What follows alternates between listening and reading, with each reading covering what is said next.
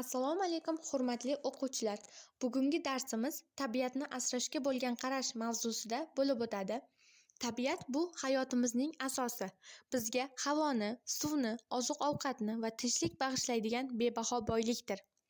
Insonning tabiatga bo'lgan munosabati uning madaniyati va kelajakka bo'lgan mas'uliyatini ko'rsatadi.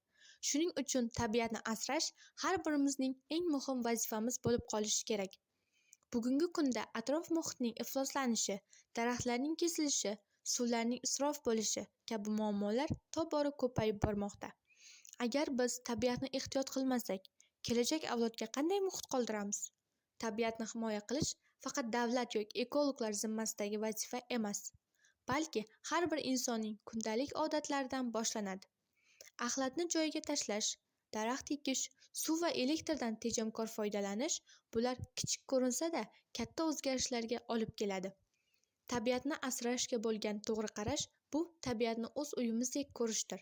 Chunki biz tabiatga qanday munosabatda bo'lsak, tabiat ham bizga shunday javob qaytaradi. Uni asrash o'z hayotimizni, farzandimizning sog'lom kelajagini asrash demakdir. Tabiat inson uchun eng buyuk ne'mat. U bizga nafas olish uchun toza havo, yashash uchun yer, ichish uchun suv va tinchlik bag'ishlaydi. Shuning uchun tabiatni asrashga bo'lgan qarash har bir insonning ongida mustahkam bo'lishi shart.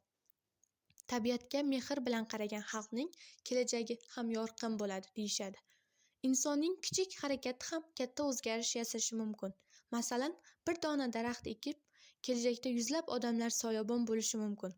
Suvni tejash, atrofni toza saqlash, hayvonlarni asrash bularning barchasi tabiatni muhofaza qilishning oddiy, ammo juda muhim qadamlaridir. Agar hamma shunday qilsa, yer yuzida yashash yanada qulay va sog'lom bo'ladi. Tabiatga loqaydlik esa aksincha, ekologlar muammolarni ko'paytiradi. O'rmonlarning kamayishi, havoning ifloslanishi, hayvonlarning yo'qolib borishi bu insonning o'zi qilayotgan xatolar natijasidir. Shuning uchun har birimiz tabiatga do'st bo'lishni, uni asrashni va kelajak avlodga munosib ravishda topshirishni o'z burchimiz deb bilishimiz kerak.